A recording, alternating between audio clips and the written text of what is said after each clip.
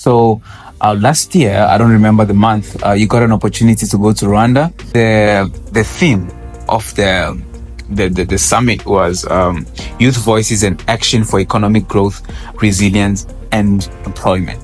Yeah, the voices of the youth are not being heard to some extent, because there is this notion when you want to do something, people will be like, "Oh, you are young, your time will come. Oh, there is still more years ahead of you." But then you see, if you read the Bible, 2 Kings chapter 22, there is a young guy called Josiah.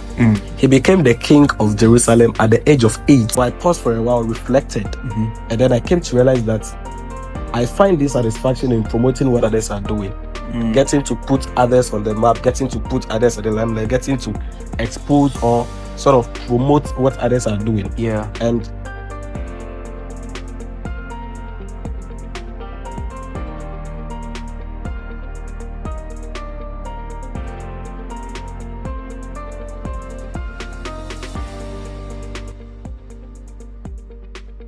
hello, everybody. Welcome to another episode of International Mic Check. My name is Judicial Jose, and today I bring you one of the most amazing people on campus who has been doing great things that center around leadership, international engagement, as well as social impact. And I would like to read for you his bio so that you can get to understand who really he is. Christian Narh is a MasterCard Foundation scholar at Ashesi University studying business administration.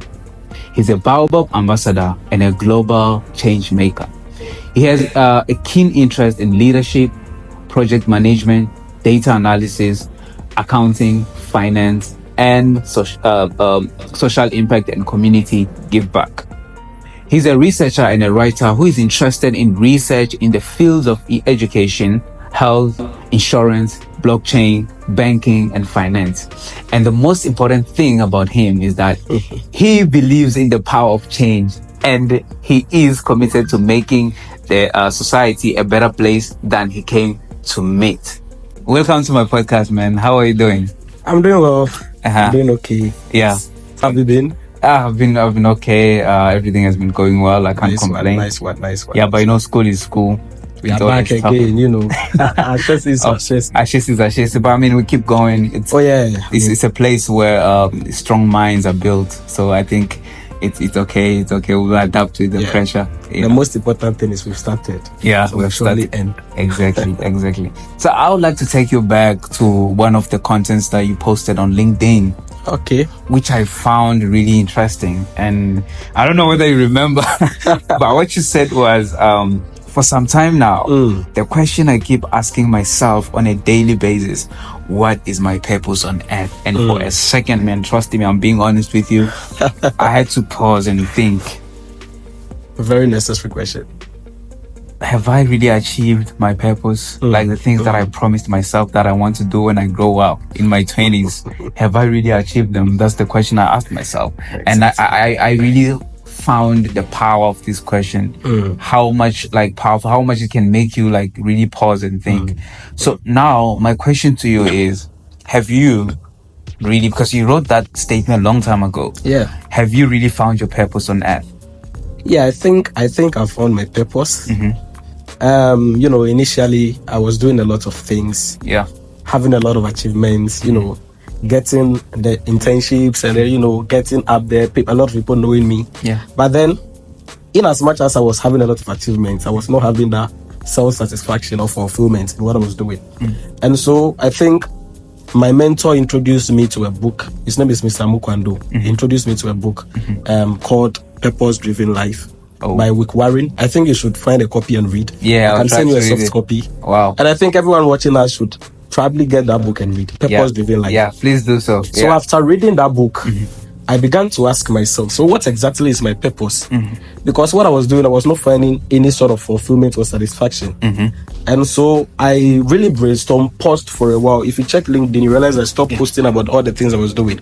So I paused for a while, reflected, and then I came to realize that I find this satisfaction in promoting what others are doing. Getting to put others on the map, getting to put others on the limelight, getting to expose or sort of promote what others are doing. And So I got the idea that if that is the case, I can actually use my LinkedIn space, which is my LinkedIn account, to promote what other students are And doing. you have so many followers, man. Yeah. I've seen. God's grace. Yeah. God's grace. Yeah, that's wonderful. Yeah. So basically, my purpose is to promote what others are doing, get them up there, get to support what they are doing in the little way I can by putting them in the limelight, and then helping them grow in whatever they are doing. That's amazing. So that's where you came to introduce or initiate stories that inspire, right? Yeah, stories that inspire. That's your platform. Exactly. Where you talk about things that people have achieved, people who have gone through hardships, but they were able to to make it despite the difficulties, which is an amazing initiative, man.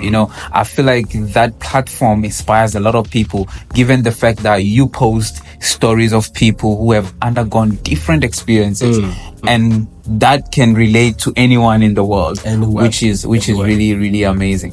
So now I was wondering, I believe that everybody that tells stories of other people, they should be able to master their own craft first, right? Their own story first. So have you, what was the process that you had to go through in order for you to master your story before you even allowed others to share their stories? Yeah, so I think since I came to Ashesi and I got introduced to LinkedIn, I mean, I've been telling the story about myself for quite some time, but I felt there are people out there who had to be inspired, taking it from the angle of coming from an economically disadvantaged background.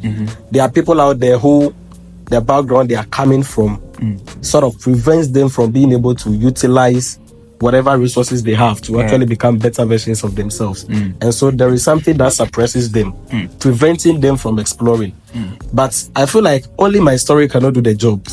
I cannot basically inspire engineering students. Probably I cannot inspire a computer science student.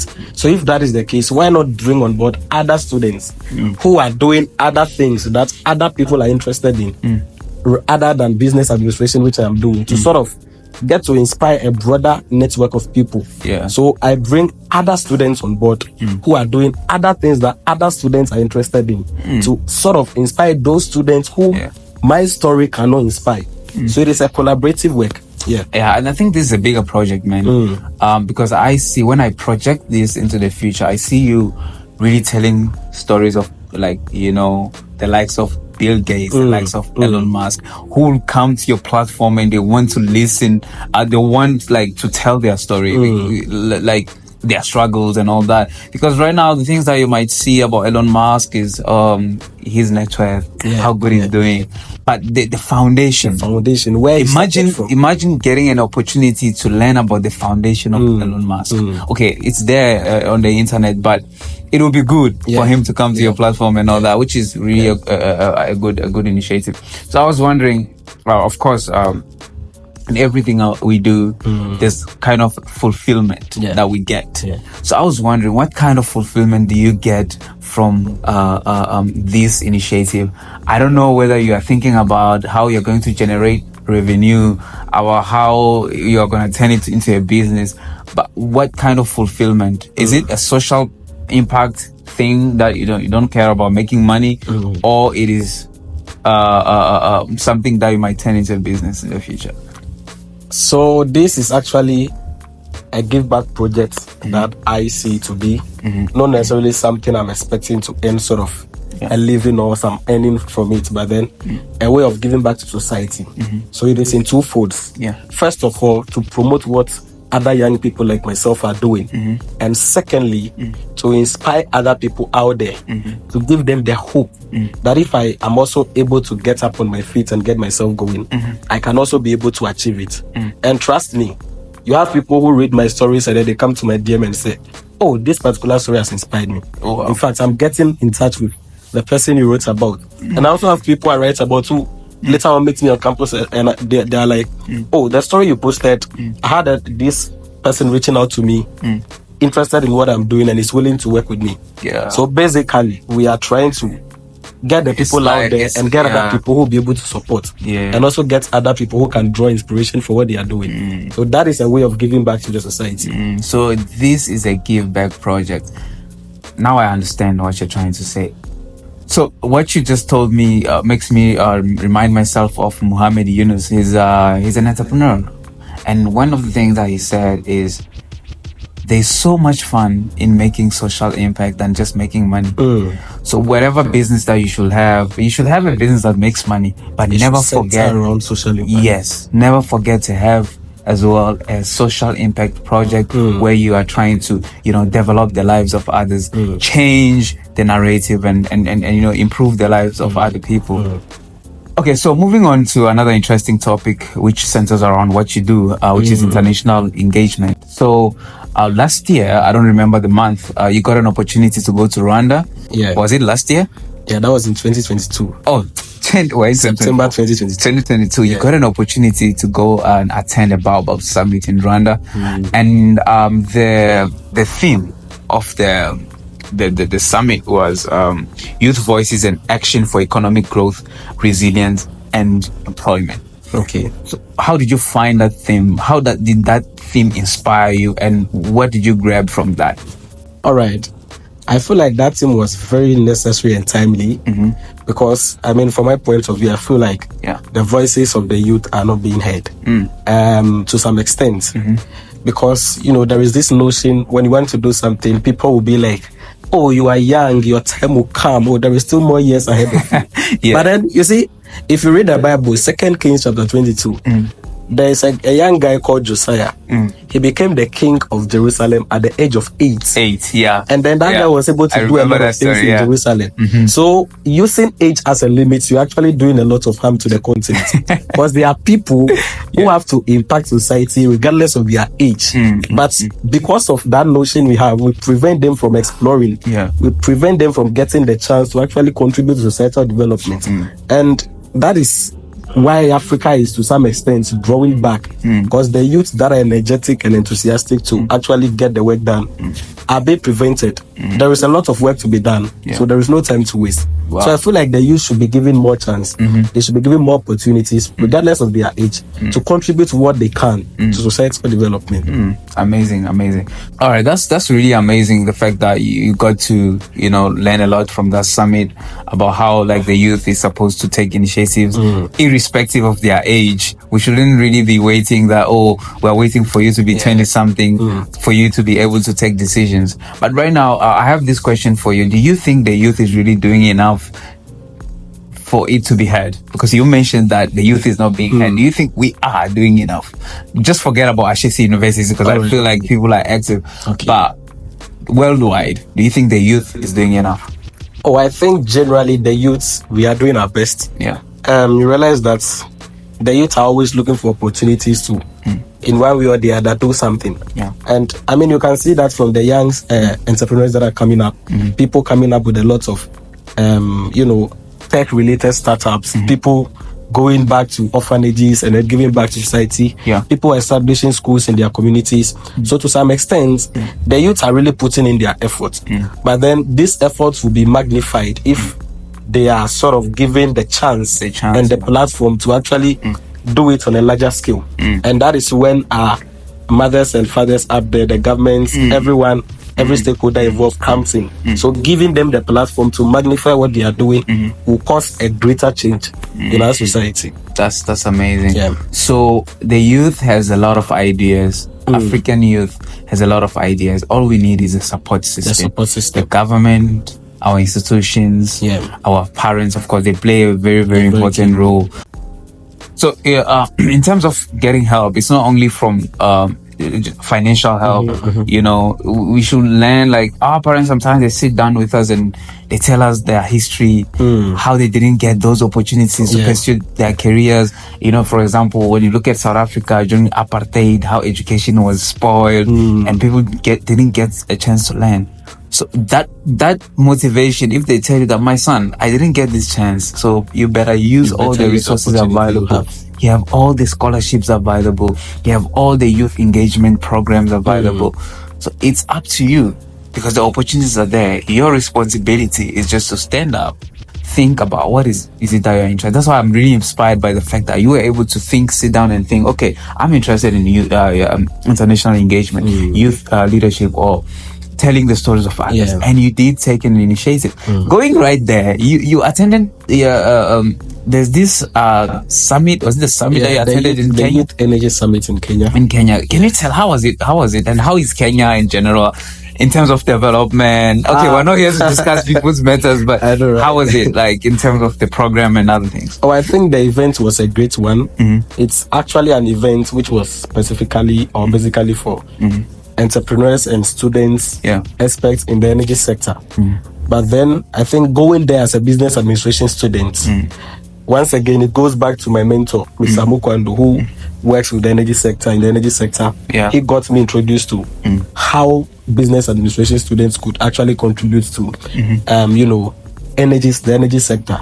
So I developed interest in climate finance, energy management, and then I was just doing a normal Google search on the internet. Wow. And then I came across. I said, how can business administration students contribute to the energy sector? And then when I was reading through the things, I saw the Youth Energy Summit. I was like, let me just put in an application. So you didn't get it through Ashesi? It was just online? No. It's just a random. That was a good move. That was a good. That's the power of the internet. The power of the internet and research. So you just take advantage of. So I think I applied. I got to Kenya.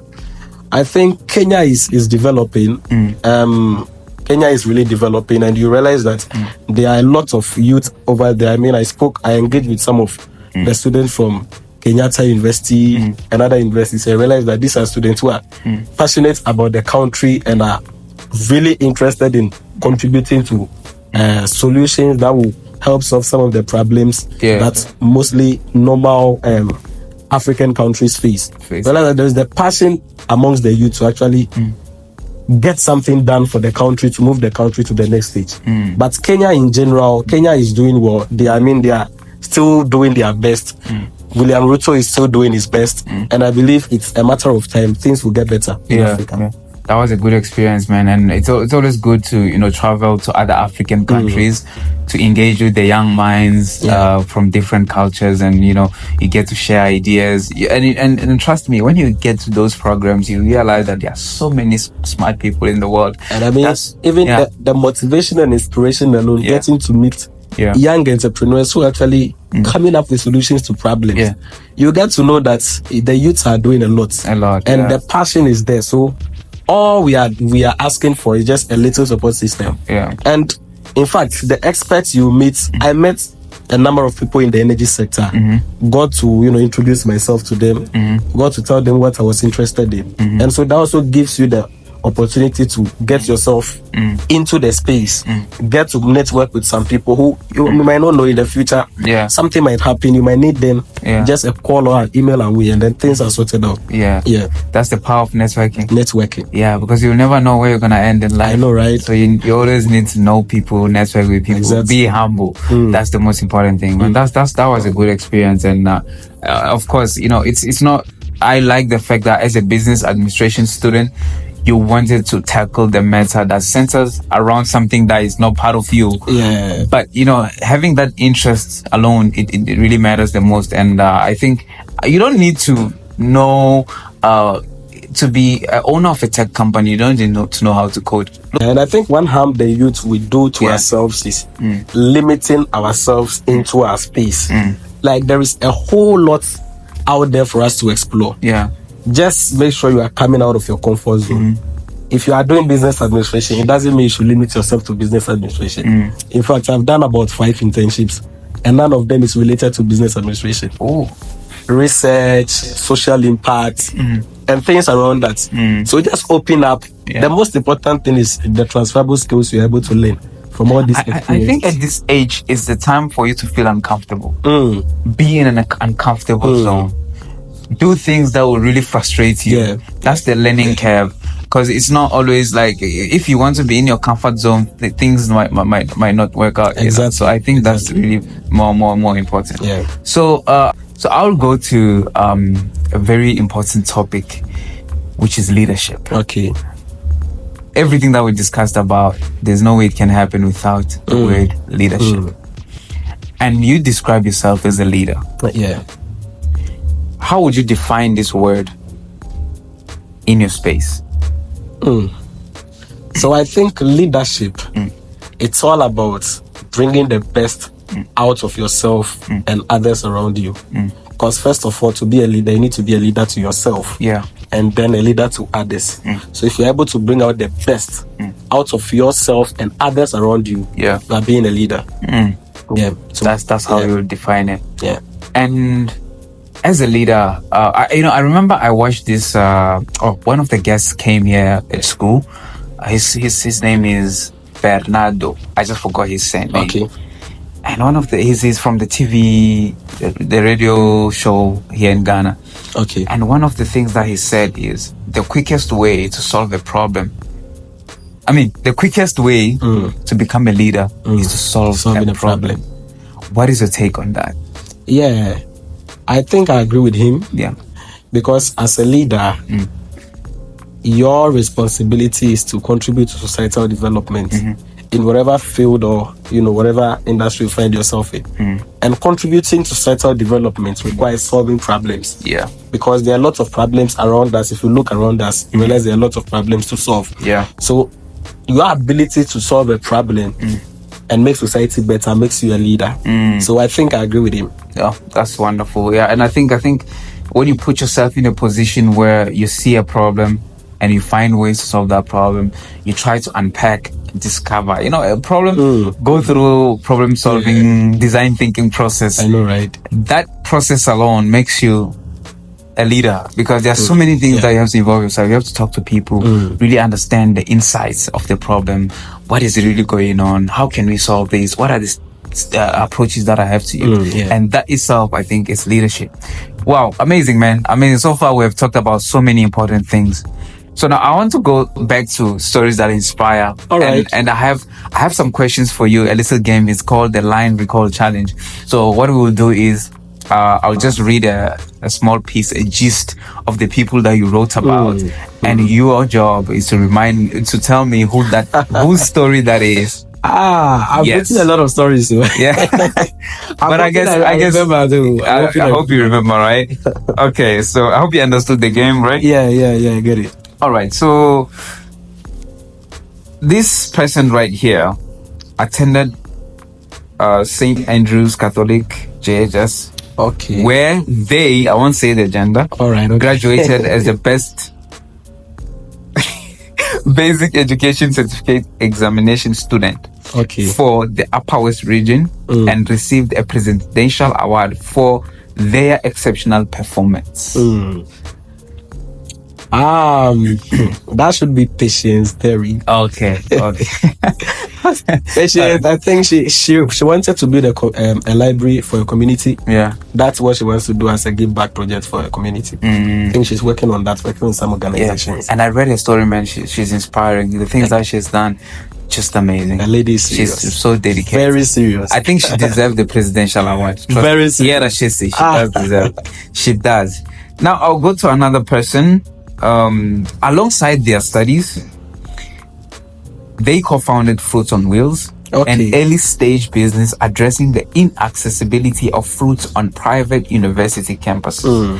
Additionally, they interned as a research enumerator at Ashesi University, a junior consultant at IFATA by Juba, a career catalyst intern at Ashesi Leadership Academy.